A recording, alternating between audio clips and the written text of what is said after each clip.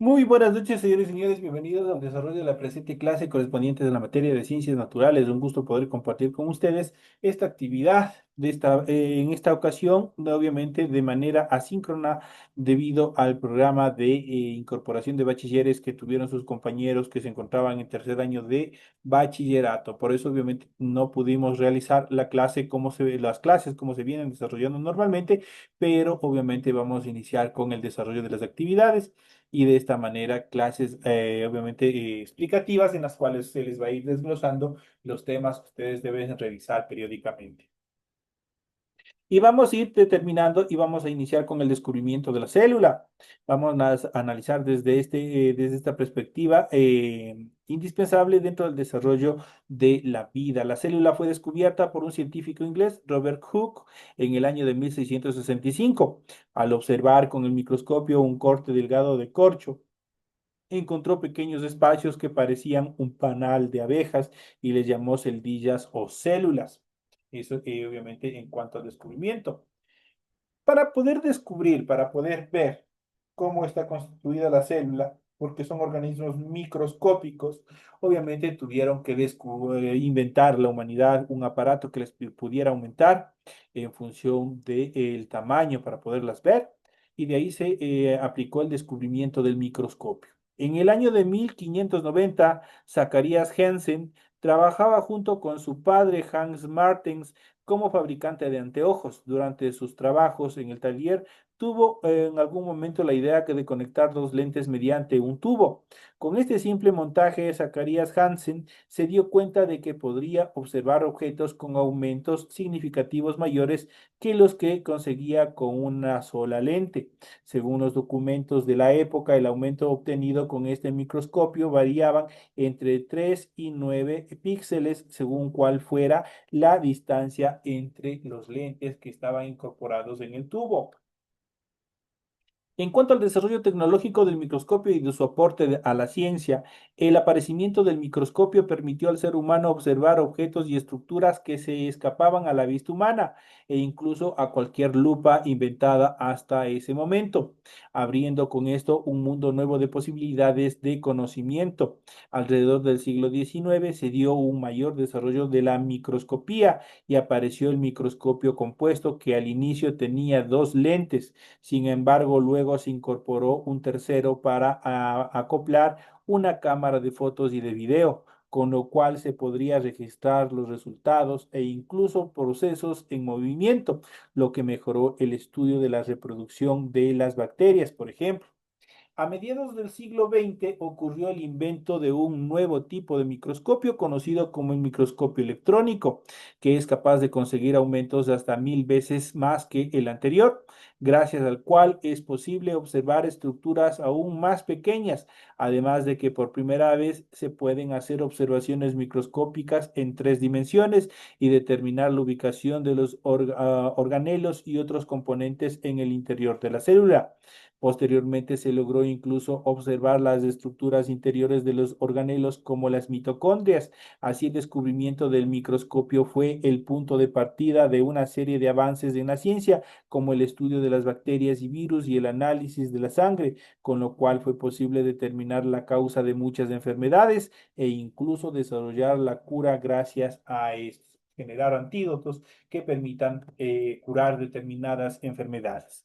Aquí nosotros podemos ver en 4 tiempos cómo obviamente fue el primer microscopio, luego su desarrollo o su evolución. Y por último tenemos en el tercer gráfico tenemos el microscopio mecánico y en el cuarto tenemos el microscopio electrónico, que es mucho más preciso para desarrollar estudios de microorganismos. Otro aporte importante fue el de la observación de cromosomas y del ADN, gracias a lo cual hoy se usa esta información para casos legales, ya que las observaciones realizadas aportan a la criminalística y por lo tanto a la solución de crímenes de diversa índole. En el caso de la bioquímica, mejora la observación de los resultados de las reacciones químicas y aportan también a este campo. Y gracias a este proceso vamos a continuación a ver algo importante dentro de las estructuras. Y obviamente vamos a ver cómo se van desarrollando y obviamente vamos a ver justamente esta parte, vamos a ir analizando, vamos a ir viendo las células, cómo están organizadas.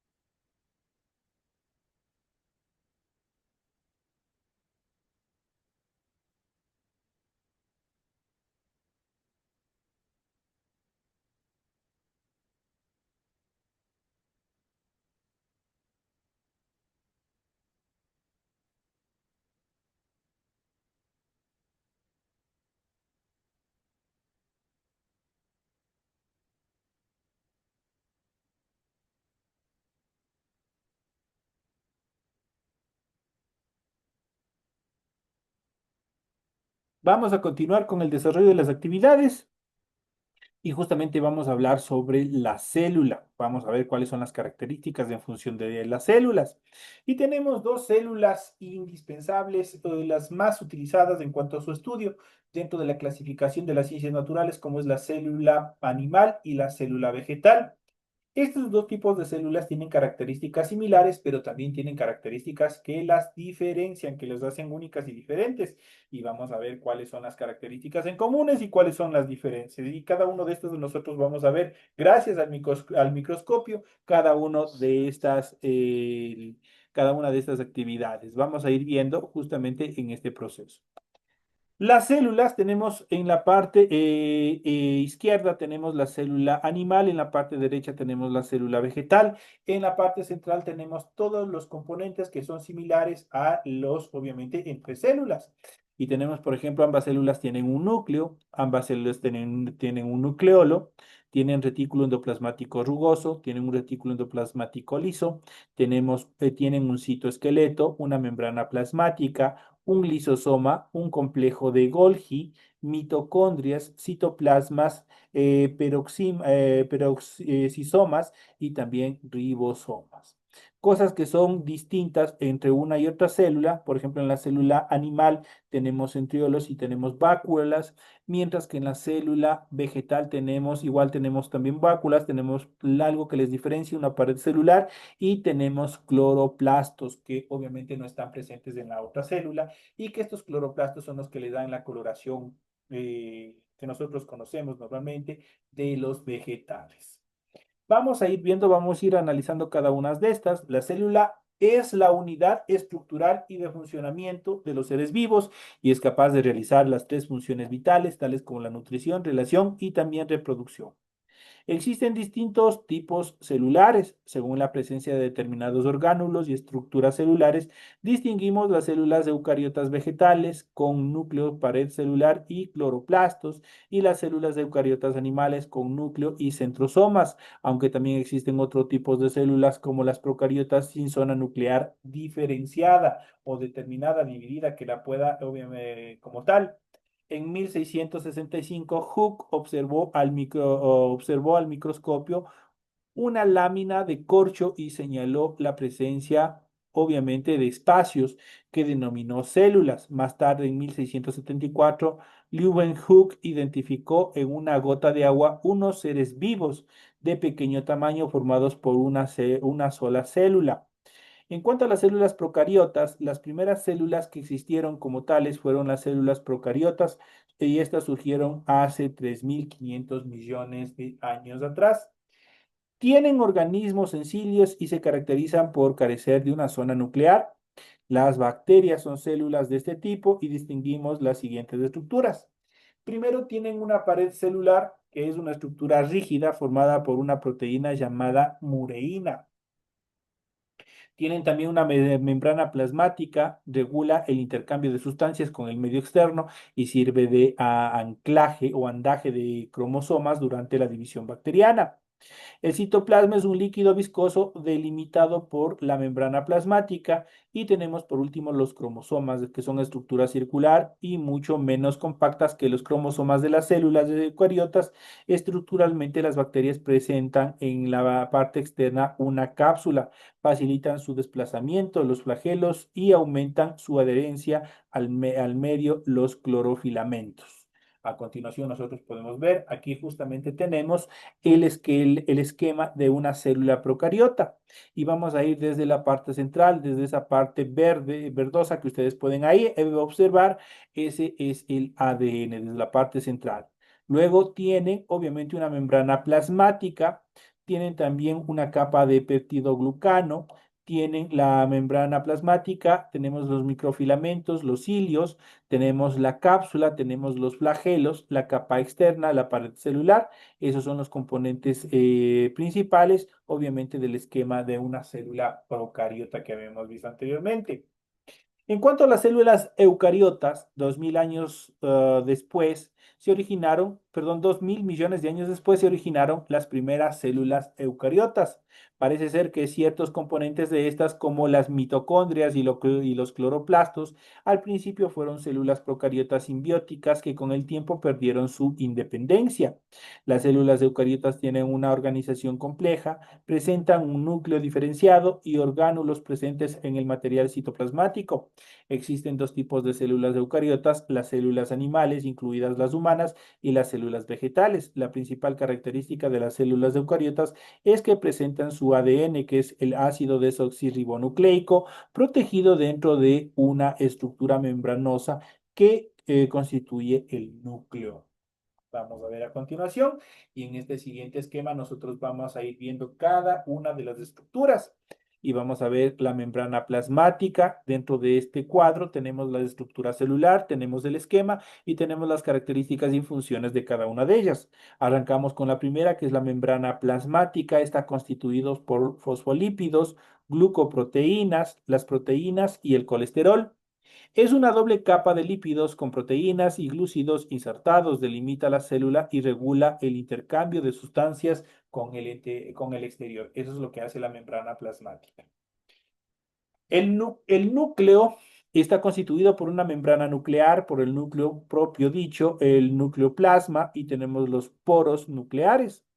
Está enmarcado por la envoltura nuclear. A través de los poros tienen lugar intercambios entre el nucleoplasma y el citoplasma. Tienen los cromosomas, también se encuentran formados por el nucleolo que está relacionado con la síntesis del RNA. El citoesqueleto está constituido por microtúbulos, por filamentos intermedios y por microfilamentos. Es un conjunto de filamentos proteicos, su longitud y grosor son variables, dan forma a las células y son los responsables del movimiento celular de los cromosomas durante la mitosis. ¿Qué es la mitosis? Más adelante ya veremos, la mitosis es la reproducción celular. Los ribosomas están constituidos por subunidad mayor, por una proteína y por una subunidad menor. Constan de dos subunidades de diferente tamaño formadas por RNA y proteínas. Se encuentran dispersos por el citoplasma asociados a las membranas del retículo endoplasmático rugoso. Sintetizan las proteínas. En cuanto al retículo endoplasmático, está constituido por el retículo endoplasmático rugoso y el retículo endoplasmático liso. Es un conjunto de sáculos y túbulos aplanados. Existe una continuidad entre el retículo endoplasmático y la envoltura nuclear. Sintetiza y transporta lípidos y proteínas de membrana. Se distinguen el liso y el rugoso, ya que este último tiene ribosomas adheridos a su estructura. El aparato de Golgi o mitocondrias está constituido por una cara trans, por una cara cis y por un sistema. Es un conjunto de vesículas y sáculos aplanados y superpuestos situados cerca del retículo endoplasmático. Transforma, empaqueta y selecciona micromoléculas para su transporte a otros orgánulos o al exterior de la célula. Interviene en la maduración de las proteínas. Esa es la función del aparato de Golgi. Las mitocondrias están constituidas por una cresta, por el ADN, por la matriz y por el ribosoma. Tienen doble membrana, en la más interna presentan unos repliegues llamados crestas, el líquido interior es la matriz, en la matriz mitocondrial se encuentra el ADN y ribosomas, producen energías utilizables para la célula, tales como la respiración celular, tienen un ADN propio. Una de las características fundamentales de las mitocondrias es que tienen un ADN propio. En cuanto al lisosoma y los peroxisomas, están constituidos por una membrana y por una capa de lípidos. Son vesículas que contienen enzimas. En los lisosomas se hallan enzimas hidrolíticas y en los peroxisomas oxidativas participan en los procesos de degradación de sustancias y gestión celular. Los centriolos son exclusivos de las células animales. En general se presentan dos centriolos en posición perpendicular, uno respecto al otro. Son estructuras proteicas de forma cilíndrica que se encargan de organizar las fibras de uso mitótico durante la división celular. Las váculas son vesículas cuya función primordial es el almacenamiento de sustancias diversas, nutritivas y también tóxicas. Suelen ser mayores que las vesículas vegetales que en las animales. En relación a la pared celular, está constituido por una pared celular y por una membrana celular. Este tipo de estructura, la pared celular, es exclusiva de las células vegetales. Eso quiere decir que en las células animales no existe. Es rígida y rodea la membrana plasmática. Está compuesta por fibras de celulosa y una matriz de proteínas. Otros polisacáridos, aguas y sales minerales sirven de exoesqueleto a la célula, con el que le confieren forma y protección. En relación a los plastos están constituidos por una membrana, por una gran pila de tilacoides. Tenemos los tilacoides como tal. Eso en relación a los cloroplastos. Tenemos los cromoplastos y tenemos los amiloplastos. Son propios de células vegetales y son cloroplastos. Están limitados por una doble membrana. En su interior se encuentra un líquido denominado estoma y unos sacos aplanados, los tilacoides, que se agrupan y forman una estructura llamada grana. Contienen la clorofila, el pigmento empleado para la fotosíntesis. Los amiloplastos se encargan de almacenar almidón. En relación a los cloroplastos, son responsables del pigmento de ciertos vegetales, por ejemplo, como la zanahoria, la remolacha y otros tubérculos más que tienen una coloración diferente al resto, más intensa. Esas son las estructuras que obviamente están constituidas tanto en la célula vegetal como en la célula animal que nosotros hemos podido observar y desarrollar en esta clase. Iremos ampliando estos temas en nuestras siguientes clases. Estos son los temas importantes que nosotros hemos tratado durante el desarrollo de la presente clase. Señoras y señores, de esta manera estamos ya llegando a la parte final del desarrollo de la presente clase. Ha sido un gusto haber compartido con todos ustedes el desarrollo de estas actividades de forma sincrónica, pero que es necesario que ustedes en sus casas obviamente sigan revisando todo el material a fin de que estén listos para rendir la primera prueba de la unidad uno, obviamente que se les aproxima ya. La próxima semana estaremos en la semana número cuarta y final de la unidad número uno, y obviamente ahí tendrán ustedes toda la información pertinente en función de los test, obviamente, que tienen que rendir. Señoras y señores, un gusto haber compartido con ustedes y nos estaremos viendo hasta la próxima clase.